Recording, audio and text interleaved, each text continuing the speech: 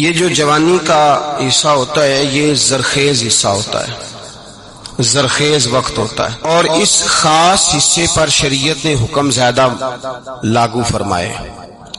جب تک بچہ نابالغ ہے، چھوٹا ہے، اس پر شریعت کا حکم ہی نہیں آتا، تب تک اس پر شریعت اسلامیہ پابندی نہیں لگاتی، اس پر نہ نماز فرض کرتی ہے، نہ روزہ فرض کرتی ہے، نہ دیگر چیزیں اس پر فرض ہوتی ہیں۔ لیکن جب وہ بالغ ہوتا ہے، سمجھدار ہوتا ہے، پھر اس پر شریعت اسلامیہ مکمل دین کا نفاذ کرتی ہے، سارا دین اس پر لاگو ہو جاتا ہے، ضروری ہوتا ہے کہ وہ سارے دین پر عمل کرے۔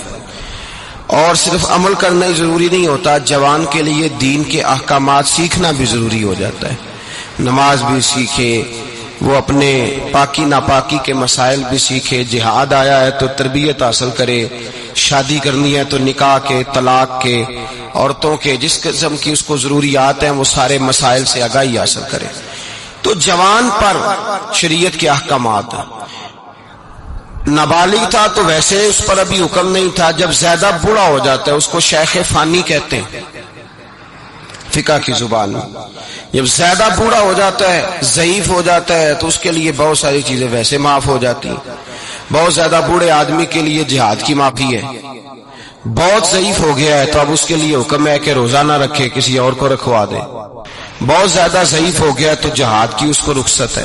بہت زیادہ کمزور ہے، بوڑھا ہو گیا، نحیف ہو گیا، تو اس کو حکم ہے کہ اگر حج فرض بھی ہے، پیسے ہیں بھی، جا نہیں سکتا تو نہ جائے، کسی اور کو بھیجے، حج بدل کرائے۔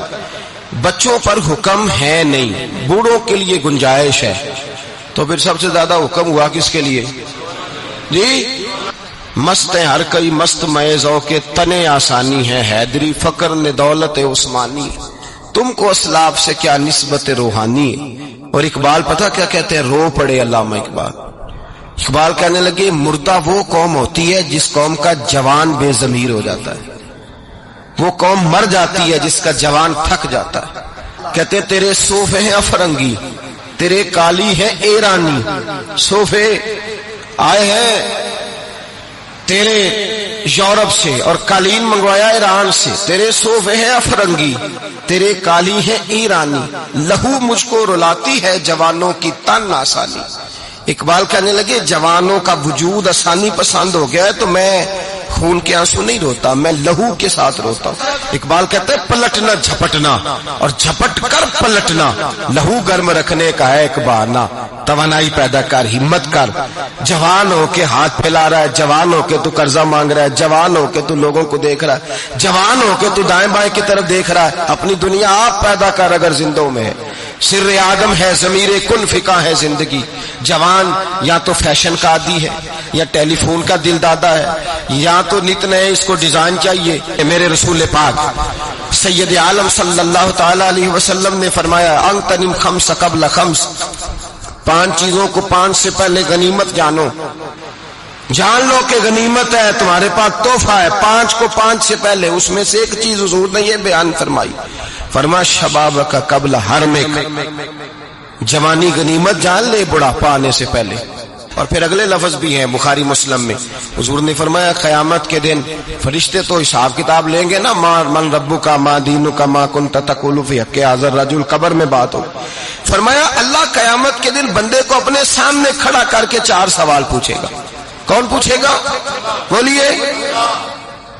سامنے کھڑا 4 سوال، ان میں سے پہلا سوال ہوگا عمر کہاں گزاری، اور دوسرا سوال ہوگا جوانی کہاں گزاری۔ میرے رسول پاک سید عالم صلی اللہ علیہ وسلم نے بوڑھوں کو نصیحت فرمائی جوانی کے بارے میں، بوڑھوں کو جوانی کے حق میں، بوڑھے بڑی برکت والے ہوتے ہیں، بوڑھوں کو اعزاز دیا ہے، اتنا اعزاز کسی نے نہیں دیا۔ میرے مصطفیٰ نے فرمایا جس نے سفید داڑھی والے بوڑھے کی عزت کی، سمجھے میں نے اپنے رب کی عزت کی ہے۔ اور البرکۃ مع اکابرکم، تمہاری برکت تمہارے بزرگوں کے ساتھ۔ بوڑھوں کو اعزاز دیا ہے، فضیلت دی ہے، عظمت دی، لیکن بزرگوں کو ایک نصیحت کی ہے کہ بچوں کے حق میں نرمی کریں۔ حضور نے فرمایا جب میں نے اعلان نبوت کیا تو عرب کے بوڑھوں نے مجھے جھٹلایا اور جوانوں نے میرا کلمہ پڑھ کے میری حمایت کی ہے۔ بوڑھوں نے مجھے جھٹلایا، سرداروں نے تو مانا ہی نہیں۔ سردار کہاں مانتے ہیں، وہ تھوڑی مانتے، توڑے ہوتے، چودھریوں نے تو مانا ہی نہیں۔ ابو جہل نے مانا نہیں, ابو لہب نے مانا نہیں, اخنس بن شریک نے کہاں مانا. ابو سفیان ایک سردار تھے وہاں جنہوں نے مانا, اور وہ بھی اینڈ پہ جا کے مانا. فرمایا جوان میرے ساتھ آئے, جوانوں نے میری حمایت کی. جوان ابو جہل جب میٹنگ بلایا کرتا تھا نا مکے کے لوگوں کی, تو وہ جو اس کے اندر رونا روتا تھا, وہ پتہ کیا روتا تھا؟ کہتا تھا اس کو روکو, ہمارے جوان اس کے پیچھے لگ گئے, ہمارے نوجوان اس کی بات سنتے, اسے منع کرو. کہا ایک دفعہ ابو جہل کو لوگوں نے کہ معاذ اللہ نبی پاک صلی اللہ علیہ وسلم کو اگر ہم کہہ دیں اور حضور سید عالم صلی اللہ علیہ وسلم کو کہیں کہ آپ تشریف لے جائیں مکے سے, تو کہنے لگا یہ جہاں بھی جائیں گے نوجوان ان کے پیچھے پیچھے جائیں گے. ان کی فکر جوانوں کو اپیل کرتی ہے, ان کی سوچ, ان کے نظریات جوانوں کے دل کو. دیکھیں نا حضرت عمر نے جب کلمہ پڑھا تو عمر 27 سال تھی, 27 سال. حضرت عبد الرحمن بن عوف کی عمر 25 سال تھی. حضرت سعد بن ابی وقاص جنہوں نے جھنڈے گاڑ دیے فتوحات اسلامیہ, ان کی عمر 17 سال سی. 17 سال کا نوجوان کلمہ پڑھ کے مسلمان ہوا. جوانی میں سارے لوگ آئے, جوانی میں. اور پھر نبی پاک نے ان جوانوں کو موقع دیے, کام کرنے کا موقع دیا رسول پاک نے. جوان حضرت معاذ بن جبل کہتے ہیں ابھی میرے بال بھی پورے داڑھی کے بھر کے نہیں آئی تھی کہ حضور نے مجھے یمن کا گورنر بنا دیا. حضرت علی شیر خدا 10 سال کی عمر میں کلمہ پڑھنے والے, کہتے ابھی میری چھوٹی سی عمر تھی کہ حضور نے مجھے یمن کا قاضی بنا دیا. حضرت جناب سیدنا اسامہ بن زید 17 سال کے جوان تھے. حضور نے جب آخری لشکر, اپنی حیات ظاہری کا آخری لشکر روانہ کیا ہے, تو اس لشکر کا سپہ سالار حضور نے 17 سال کے نوجوان کو بنایا. فرمایا سعد بن ابی وقاص کا سپاہی ہوگا, خالد بن ولید اس کے سپاہی ہوں گے, علی جائیں گے تو سپاہی ہوں گے, عمر جائیں گے تو سپاہی ہوں گے, ابو بکر فاروق اعظم جائیں گے تو سپاہی ہوں گے. تو حضور اس کی رہنمائی کون کرے گا؟ فرمایا میرے غلام کا بیٹا 17 سال کا جوان, 17 سال کا جوان, 17 سال کا جوان, تو اس کی تو اماں کہتی ہے ابھی تو اس کو روٹی نہیں کھانی آئی. تو جہاد کی سپہ سالاری 17 سال کے جوان کے ابا جی کو پوچھا تو کہتے ہیں میری زندگی میں کام کرے, ابھی تو میرے ہوتے ہوئے نہیں میں اس کے ہاتھ میلے ہونے دوں گا. تو بھائی آپ کے فوت ہونے کے بعد یہ کدھر جائے گا؟ اگر پرسوں فوت ہو گئے تو زندگی کا کو پتہ ہے. 17 سال کے جوان کو میرے رسول پاک علیہ الصلوۃ والسلام نے قیادت دی, اور تمام جلیل القدر جرنیل صحابہ کی قیادت دی. حضور کا وصال ہو گیا, ابھی لشکر پہنچا نہیں تھا. نبی پاک کے وصال کے بعد حضرت ابو بکر صدیق خلیفہ بنے, وہ لشکر واپس آ گیا. حضور کے انہوں نے آخری ایام میں زیارت کی, حضور کی تدفین میں شریک ہوئے, درود و سلام پڑھا. اب موقع آیا دوبارہ بھیجنے کا. حضرت عمر کہنے لگے ابو بکر اس طرح کرو, اسامہ کے علاوہ کسی اور کو سپہ سالار بناؤ. اسامہ کے علاوہ, اسامہ بن زید نوجوان ہے, ابھی ان کی چڑھتی جوانی ہے, اس طرح کا ان کا تجربہ نہیں, اور حالات یکدم بڑے کٹھن ہو گئے, خراب ہے معاملات. لوگ ایسا نہ ہو کہ ہمارے خلاف محاذ کھول دیں, لہذا ابھی اسامہ کو نہ بھیجے, کسی اور کو بھیجے. یہ جوان ہے, تجربہ کار نہیں. حضرت ابو بکر نے کیا جواب دیا؟ آپ نے فرمایا عمر تمہیں تمہاری مار ہوئے, جس کو نبی پاک نے سپہ سالار بنایا ہے میں اسے کیسے فارغ کر دوں؟ فرمایا سارے پیچھے رہیں گے, اور جس کو میرے نبی نے سرداری دی ہے وہی سپہ سالار بن کے جائے گا. 17 سال کا جوان اور بیٹے بھی غلام کی. حضرت اسامہ گھوڑے پہ تھے, جناب ابو بکر صدیق نے لگام پکڑی ہوئی تھی اور چھوڑنے جا رہے ہیں مدینے کی سرحد تک. حضرت اسامہ نیچے اتر آئے, کہنے لگے حضور آپ امیر المومنین ہیں, کیا کر رہے ہیں؟ فرمایا میں اسے عزت نہ دوں جسے آمنہ کے لال نے عزت عطا کی ہے, جس سے رسول پاک نے عزت دی ہے. جوانوں پر بوجھ ڈالنا, ان سے کام لینا, ان کو ہمت دلانا, ان کو آگے لے کر کے چلنا, ان کی تربیت کرنا. اور جوانوں یاد رکھو, ذکر کا مزہ بھی جوانی میں, درود کا مزہ بھی, سلام کا مزہ بھی, اور اگر مجھ سے پوچھو تو مکے جانے کا مزہ بھی جوانی میں, مدینے جانے کا مزہ بھی جوانی میں. یہ جوانی کے جہاد کا مزہ. بڑھاپے میں آ کے تو مشکلات ہوتی ہے. لوگ نماز اس وقت شروع کرتے ہیں جب کرسی پہ پر بیٹھنے کا موقع آ جاتا ہے. در جوانی توبہ کردن شیوائے پیغمبری, جوانی میں توبہ کر, یہ نبیوں پاک, نبیوں کا اللہ تجھے ان کی سیرت کا اللہ تجھے اجر عطا کرے گا, ان کی پیروی کا اللہ تجھے ثواب دے گا.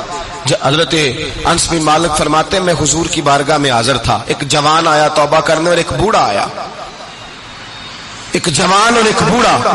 تو نبی پاک صلی اللہ علیہ وسلم نے فرمایا انس یہ جبریل امین کھڑے ہیں اور کہہ رہے ہیں یا رسول اللہ یہ جو جوان توبہ کرنے آیا نا اسے جبریل کا سلام کہہ دے.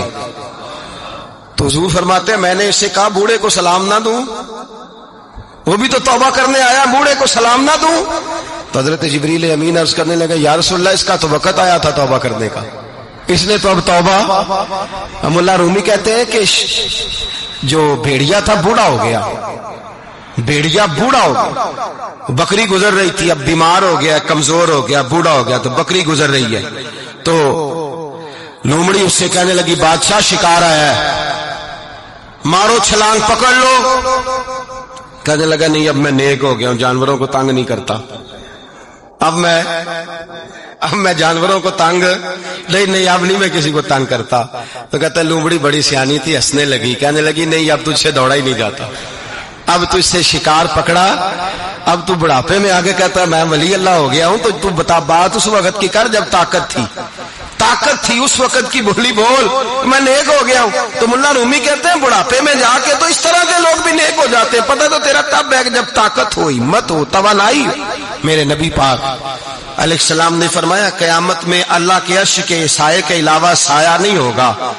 اللہ نوجوان کو عرش کے سائے میں کھڑا کرے گا تو فرشتے اس پر فخر کریں گے کہ نوجوان ہو کے عرش کے سائے میں کھڑا ہے. تو رب فرمائے گا یہ وہ جوان ہے جس کے پاس طاقت تھی، ہمت تھی، اور خوبصورت عورت اس کے دروازے تک آ گئی تھی، اس نے گناہ کی دعوت دی، پر اس نوجوان نے کہا انی اخاف اللہ، بے شک میں اپنے اللہ سے ڈرتا ہوں، میں اپنے. اس نے اس کی دعوت کو قبول.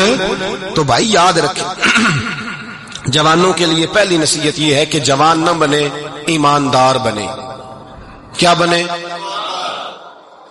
تھکے ہوئے ہیں آپ لوگ؟